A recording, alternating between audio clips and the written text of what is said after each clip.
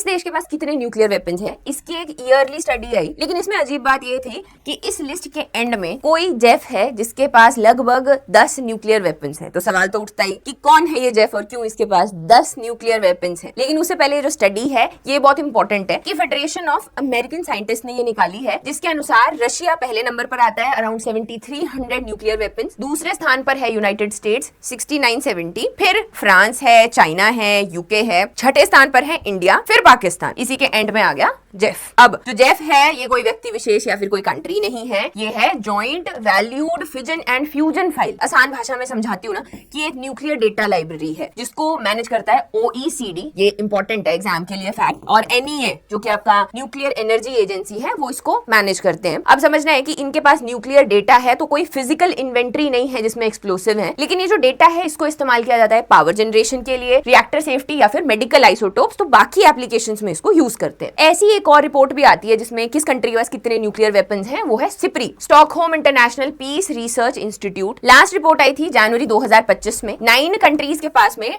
12,200 के आसपास जो है न्यूक्लियर वेपन्स हैं, जिसमें अगेन पहले स्थान के ऊपर रशिया ही आता है, दूसरे पे यूके आता है और इंडिया छठे स्थान के ऊपर है, और टोटल जो है वो 12,200 के पास में न्यूक्लियर वेपन्स है। डूम्सडे क्लॉक भी एक न्यूक्लियर एपोक्लिप्स से रिलेटेड ही कॉन्सेप्ट है। अब इसमें जो बुलेटिन ऑफ एटॉमिक साइंटिस्ट हैं उन्होंने एक सिंबॉलिक इस तरीके की क्लॉक बना के रखी है जिसमें एक मिडनाइट का कॉन्सेप्ट है। तो जब ये क्लॉक मिडनाइट पे आएगी इसका मतलब है न्यूक्लियर एपोक्लिप्स हो चुका है। ये बेस्ड है उस वक्त के जियोपॉलिटिकल सिनेरियो के ऊपर। अब यहाँ पर देखोगे ये शुरू हुआ 1947 में और ये मैक्सिमम जो है 17 मिनट तक भी गया 1991 में, स्पेशली जब यूएसएसआर का डिसइंटीग्रेशन हो रहा था, और अभी ये सबसे पास है। इसका मतलब है कि हम 89 सेकंड्स अवे हैं जब एक न्यूक्लियर वॉर हो सकती है, या फिर जो ह्यूमन एक्सटिंक्शन है उसके और करीब हम लोग 89 सेकंड्स है, which has been the closest ever to the midnight. Nuclear power के दो इंपॉर्टेंट ट्रीटीज भी हैं, एक को बोलते हैं हम CTBT और एक को बोलते हैं NPT। अब जो CTBT है कॉम्प्रहेंसिव न्यूक्लियर टेस्ट बैन, तो जैसा इसका नाम है न्यूक्लियर टेस्ट के ऊपर कंप्लीटली बैन किया गया। स्पेशली अगर हम देखें 1945 के आसपास और 1996 इसके बीच में करीब 2000 न्यूक्लियर टेस्ट हुए हैं, और एक कोल्ड वॉर का सिनेरियो भी था सोवियत के बीच में, यूएसए के बीच में।